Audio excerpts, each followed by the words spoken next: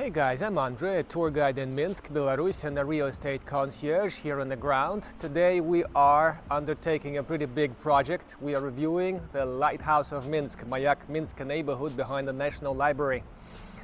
It's gonna be quite a job because I'm not a local resident. I only spent a couple of nights here, and I'm also quite biased because as a tour guide I used to present this area in one way.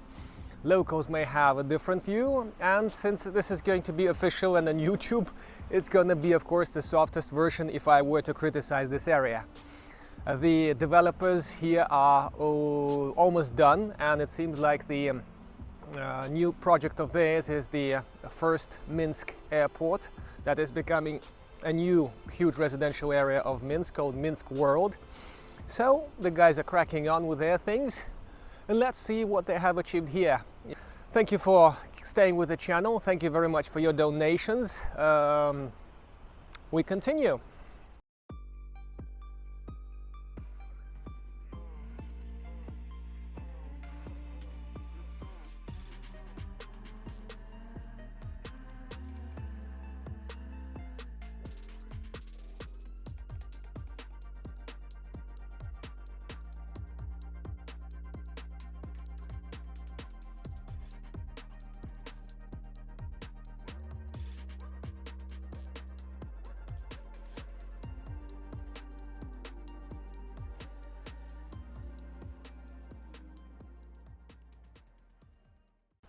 The place where I am now seems like a central square of the place. This alley overlooks the National Library, and it's a car-free space, which I very much enjoy. It looks like one of those Turkish resorts. Well, I haven't been to many places around the world, so I'll be comparing it with Turkish resorts in Kemer and Antalya. The coloring of the houses is definitely a winner compared to our habitual grey, official grey, inescapable grey. This is a pleasant change here. And having some space for humans rather than the cars is definitely a great thing. Guys, before we get to any specific sides of the area, let's just run the general impression about its location and how it feels, especially vegetation-wise, how green it is. Being green for a residential area is very important for the people's mindset and people's mind comfort. So this is something we should take into account, I would say, in the top 5 factors to choose the area. For starters, the location was picked pretty handsomely. It has some history. I mean, it's been a pretty empty bare field for a while, since the Soviet 1970s, where they wanted to replicate those buildings with mosaics, but never did, probably because the Soviet Union collapsed. The district is located in eastern side of the city. You will see the map now, and it's very handily located next to the ring road of Minsk, which allows you to bypass the busy districts in the morning or in the evening comparatively fast, that is, and to get into the area you need to get, or just walk outside your apartment, go downstairs and take a metro. Ushod, Vostok in Russian, is the name of the train's metro station, which used to be the last one for a while. And it's also the name of the neighborhood that the Soviets built last in Minsk, Ushod neighborhood that you will see on the screen now. Pretty green area that I admire very much, and there's a big debate that you will have to consider whether or not to shop in the green, old and grey and Soviet area out there across the street, where you can find some one-bedroom in the 50,000 frame, or you should shop here, where you will not find a one-bedroom in the 50,000 frame. So our next question is, how green is this area? Let's go and take a quick look around the vegetation, bush, flowers, and see how the locals may feel with all this around, and is it really green as the developers promised?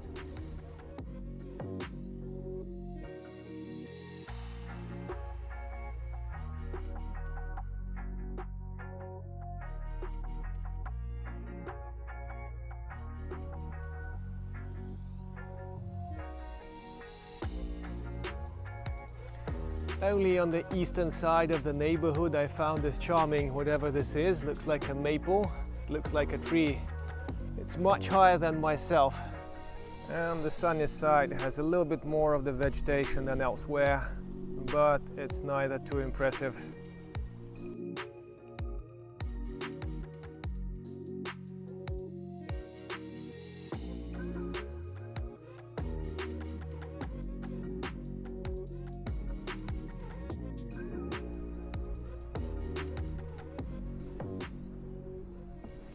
Well, generally, again, my first impression and my current impression, the area is not particularly green. It's up to you about how much the vegetation makes your daily life brighter, but it's kind of quite important to me. Of course, there's a kind of a park close by, but whether or not you can go there on a daily basis, maybe if you're a mother on a maternity leave, which here in this country is 3 years long, state-sponsored, not the most generous, but state-sponsored, and maybe you'll be taking short rides somewhere else, like Courtyard, where there's a boulder museum, the stone museum, and other green areas, or to Chelyuskintsov Park, where botanical garden is close by.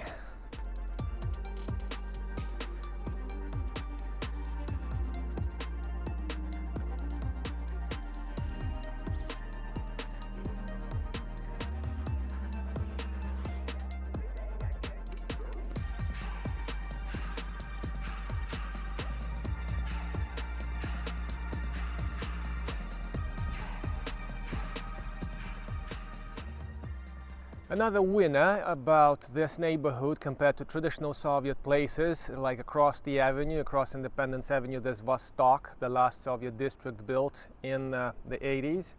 The first floors of these houses are occupied by businesses, which is not something you can expect in the traditional 9-floor buildings, or 5-floor buildings for sure. So you can go downstairs, have a coffee, or get your cosmetics, shampoo, whatever stuff, and this is really lovely and handy. Staying here for my couple of nights, I took a walk to discover a bunch of coffee shops, which are a trend. Very few snack places, like places for national cuisine, places for any sorts of food, and very few places that serve breakfast, which to me is a bit of a drawback. Although there's a mall here and a lot of catering spots there, but they start a little later, like 9 or 10 o'clock. At around this point, we're approaching the tricky bit. This neighborhood, this whole area was advertised as some VIP place, like green and stuff, and very well designed. Designs changed several times over the few years that they kick-started over, like 2012 plus. It was under construction. Even earlier than that, they started developing this neighborhood, and then the whole city here remembers the story about the Venetian gondolas that were on the first designs, and that somehow vanished to give way to that charming fountain in the back there as a sort of a monument to the promises of a developer. One of the things we're trying to catch up with the rest of the world is recycling of the garbage. This one behind me is the place with containers for plastic and everything. It's coded just for the residents of the building over here. And that's kind of interesting. What happens if the guys from the next door house are going to dump their plastic into your container? By the way, there's a president's decree adopted this year. It's about not recycling. If you throw all the garbage into one plastic container with all the potato peels and everything, they're supposed to be fine. But like one of the many laws, many decrees, many goddamn acts over here, it's sweet on the paper, but I guess nobody knows how to enforce it in the field, and it's not gonna be so. This central part is obviously free of cars, as we pointed out. Let's see what's happening outside, where the cars are competing for a parking space after 5 o'clock in the evening. And when I lived in the city next door here in Uruchia, which I reviewed earlier, the contest there was really, really bad. After 5 in the evening, a lot of people were struggling for a space.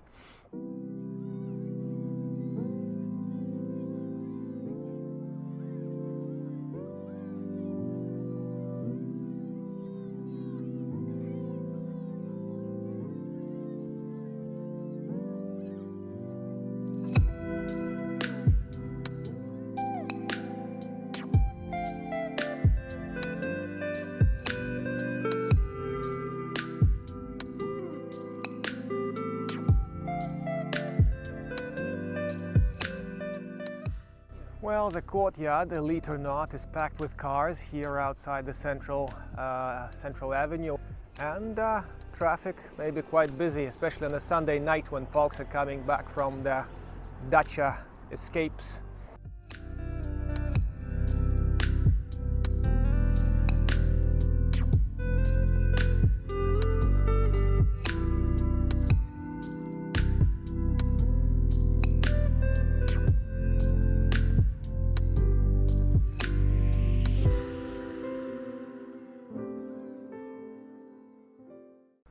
Among other amenities, there are barber shops, there are pharmacies. If you're in Minsk, you'll notice there are loads of pharmacies at every corner. There's a supermarket for conventional daily supplies, like food and things about the house. And a lot of other places, so I wouldn't say the place misses the vital, the crucial infrastructure. Nail shops, flower shops, and other things. However, if one walks around here, one notices that there are a lot of flats that are being either renovated or aren't yet even sold. So let's see what they cost actually.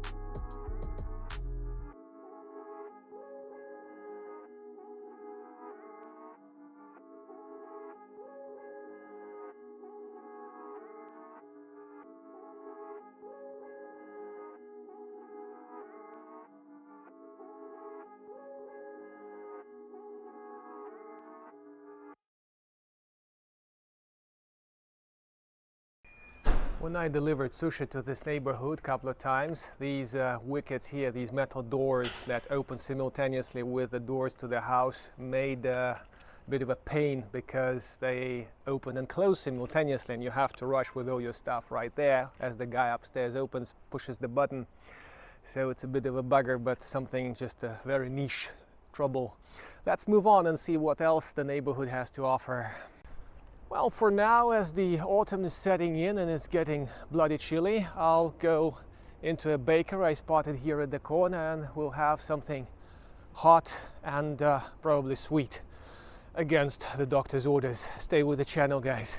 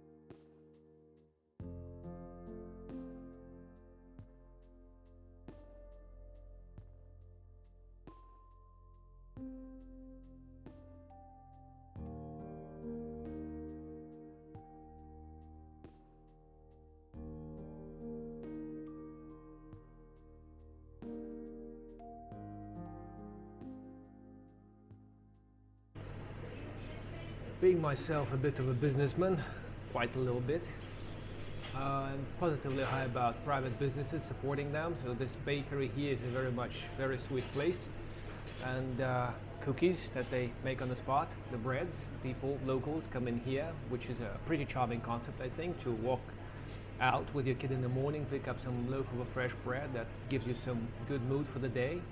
That's great. And this tea will definitely charge the batteries for the rest of this rather chilly autumn morning.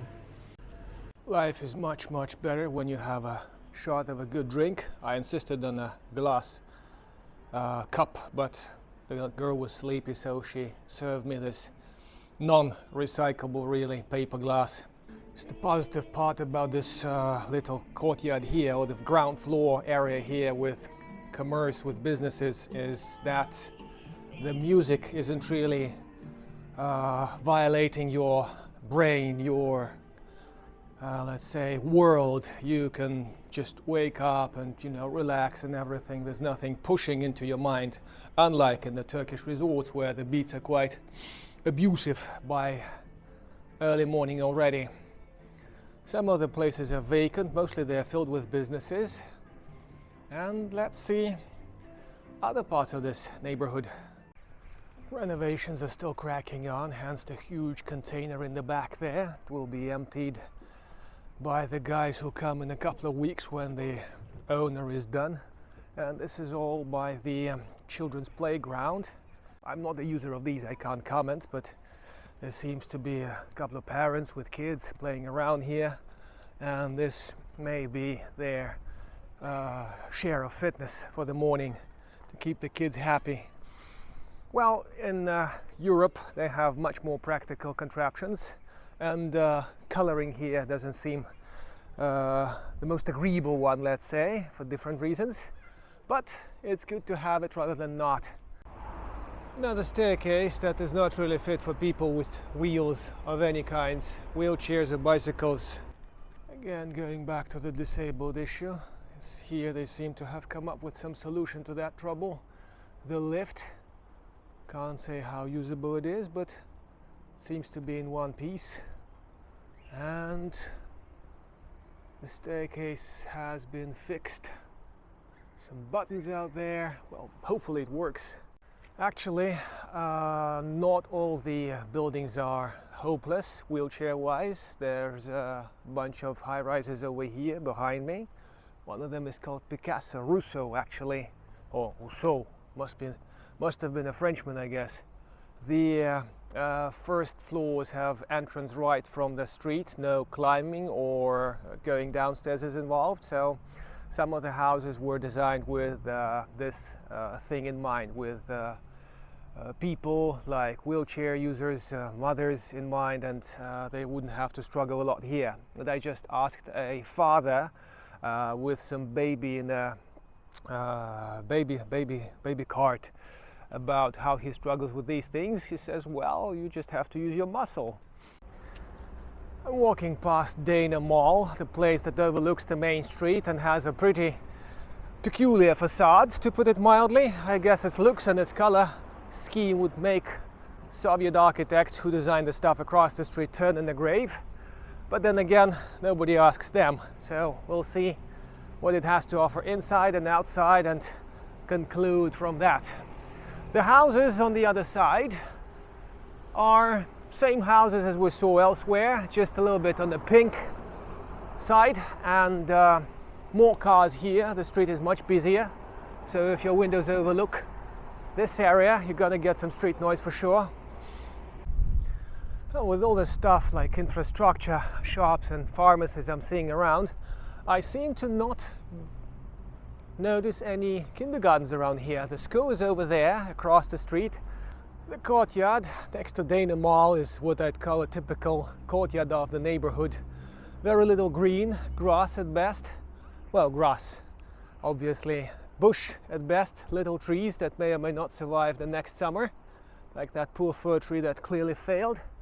And the houses, whose flooring, whose height definitely exceeded the original design advertised to the VIP buyers.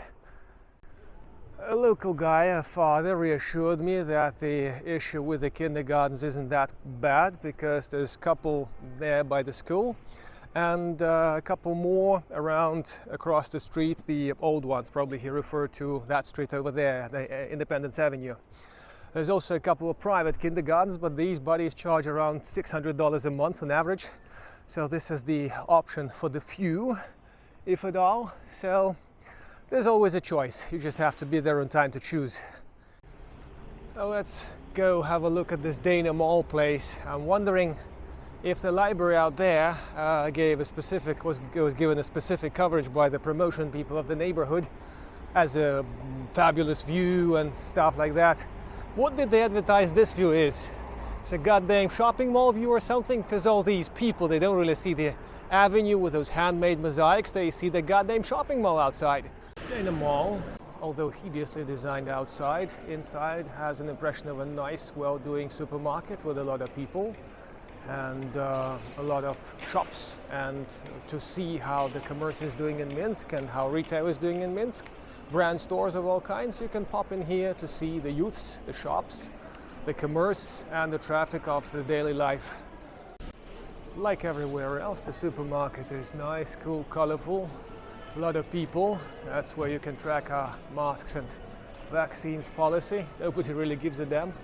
I mean, only when you approach the counter you may have issues with not having a mask, otherwise they're not really enforced. and you can wander about the shop without a mask at all, as you see my charming self doing right now. Unwisely, perhaps. Love this mall for the high colors and everything. It actually starts at 9, but if you want to have a breakfast, I guess 8 o'clock would be a more appropriate starting time. So food court on the 4th floor or on the 5th floor may be handy, but only if you don't wake up early. Coffee houses, confectionaries get their regular customers lining up. Delivery folks are popping in to get their hot coffees and everything to the audience upstairs. The neighborhood has its charm. The shopping mall has its charm. It may be just my personal taste, and I'm not the most creative guy here, but the facade of the mall behind me, which didn't really match the original design, is rather arguable than agreeable. But then I'm criticizing everything, you know, so some of you may actually like it. I would say the ready flats are selling or renting surely above the average price in Minsk. I mean, average would be a subjective feeling because one would consider all areas, one would consider just good areas, and they're northeast of the city. And still, they may or may not find their buyer. I guess the market will be a judge. Getting in and out by car doesn't seem a big problem, although I witnessed in the evenings, sometimes like 6 o'clock in the evening, it's now Friday morning and I didn't see anything bad at the crossings right now. You'll get the pictures as usual. The cars take their while to take a left turn or a right turn at specific spots because there are essentially 3 points of exit to this rather huge district. And 9 o'clock on Friday morning, you're bound to have some kind of congestions, but there are none. You can see it for yourself. I'm surprised because even on approaches where there's normally a little slow down with maybe a 5-minute wait, today was quite nice and swift to drive through. I understand that the developers originally promised lower buildings and now they're pretty high over here, and one of the depressing factors for the neighborhoods are high rises, which are too tall for the people to actually barely say good morning to each other, never mind undertake some joint projects like around the house, vegetation, upkeeping and all these things that nobody cares for. And the companies that are supposed to maintain this couldn't care less as long as they sign off monies off your account. So this is one of the major wrinkles of this neighborhood. It's a little bit oversized and overdeveloped compared to the original design. So when it gets completely checked in, when everybody is home here, very few apartments remain for sale, it's bound to be a little bit crowded. Guys, thank you very much for watching the review about the Lighthouse of Minsk neighborhood. I hope you enjoyed it. I hope I covered all the issues that you were asking for or expected to. If you need any help about scouting the neighborhoods over here, making contacts with people or agencies, I'll be happy to accommodate you as a real estate agent or a translator. Otherwise, shop wisely. Hope to see you in Minsk someday, and cheers!